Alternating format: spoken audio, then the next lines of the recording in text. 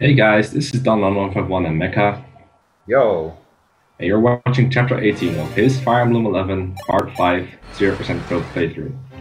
So, Chapter 18 consists mostly of 3 horizontal strips of land with a bunch of water in between, and you would think that that would make for a very easy half skip by just having a flyer go over the water, flying all the way to the boss, killing the boss, and then just warping Marth over and seizing. But it's not that easy. We need to spend a fair bit of time here because a recruitable character, Est, the last of the White Wings, appears not until turn 6.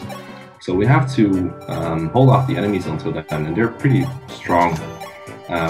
They're mostly horse people though, so we have a bunch of effective weapons against them, like our Poleax that we obtained last chapter. We're going to be forging a bit of hit on that, just to make it more reliable when it comes to killing things. And these enemies, they're pretty tough to deal with even with all these tools because they have a bunch of hard mode bonuses. They have 5 extra levels compared to the enemies in previous chapters. So what are the plans for dealing with them? well, in addition to the Poleax, we also have the Corleone and the Glue Factory as our weapons of choice against the enemy cavalry. The Corleone is the most useful tool because most of our flyers can use it, and since we have several units who want to use it over the course of this chapter, they'll have to trade it around like stoners passing around a joint. Minerva can't use the Forged Rider's Bane, she has to use the Forged Poleax instead. We forge very little onto it, mostly because we're scraping the bottom of the barrel in terms of our finances. It will cost too much money to forge Poleax to one-hit KO enemy pony riders, and it wouldn't be a great investment because there's not much of the game left for the Poleax to really contribute. The Glue Factory is still going to be the most potent tool against Cavaliers, because now they have a lot more HP than they did before, because they have extra 5 levels of hardness bonus, so no one can one-hit KO them with the Forged Rider's Bane.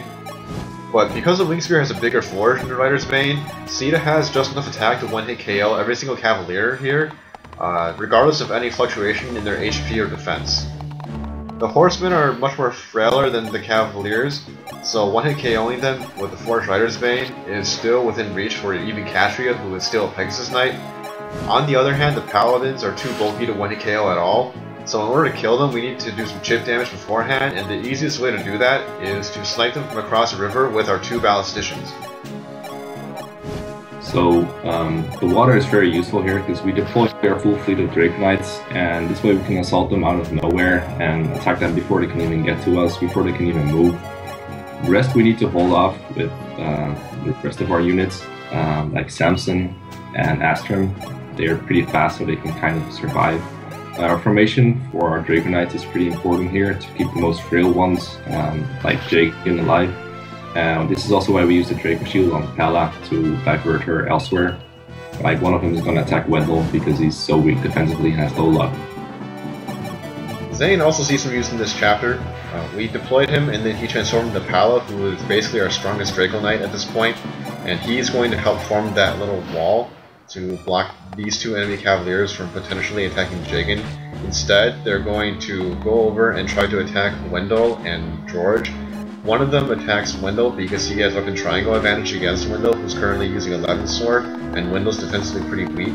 And then George is also fairly defensively weak, so they can't gang up on Wendell, and the second one goes after George instead. Now, I should want to point out here that we only have 5 flyer deployment slots total, and we have 6 flyers right now because Zane is copying one of them, so he's proving himself very useful in this chapter, and he's really useful because we have to recruit Est. Yeah, Est is making this really difficult on us. We have to get Marth all the way to the bottom left of the map by turn 6, and for that he needs to move his full move pretty much every turn. And because Marth is so frail, we have to protect him from assault all the time, and that causes some strange movements to happen. And it also means we have to kill pretty much every Cavalier within our range. One of the greatest units in helping out here is Linda, actually, who does so much damage with Aura, because resistance doesn't increase very much through the chapters. That's correct, and because all of our force effective weapons are being used by our flyers, by our Air Force, the rest of our units have to still be able to deal with a couple of straggling Cavaliers, and the only way to do so is just by employing big chip damage, and of course Linda and George are the 2 best candidates for that. So on this turn, Astrum and Samson once again form a little wall to pull over some enemies in a reliable fashion. Astrum is defensively weaker, so one of the Cavaliers attacks him, and then Samson's in a perfect position to pull over just the enemy horsemen, and that's very important in this chapter because otherwise the horsemen and paladins stand right where Marth needs to go, and of course they will totally obliterate him. Samson is our only unit right now who is fast and bulky enough to survive the enemy horsemen. I guess technically Wendell could survive him too, but then Wendell is less bulky than Asprim, so he would end up getting killed by the Cavalier in combination with the horsemen.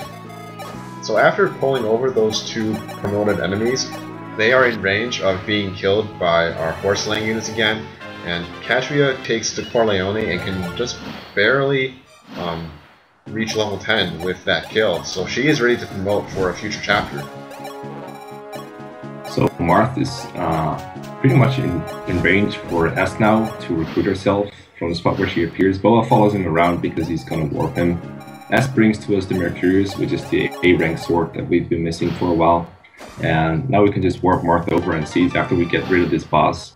Minerva needed the Speedwing to avoid being doubled by this boss because she's part of the killing strategy.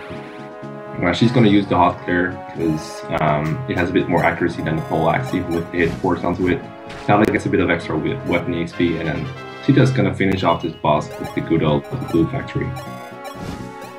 There is one remaining group of enemy cavalry on this map that we haven't dealt with, and that's because their starting positions don't cover the bridge, so Marth and Boa can just sneak by them unnoticed. And this is really helpful as we are running dangerously low on our resources right now, and we don't have very much to expend anymore. So that concludes chapter 18, completed in 7 turns. We will see you next time. See ya.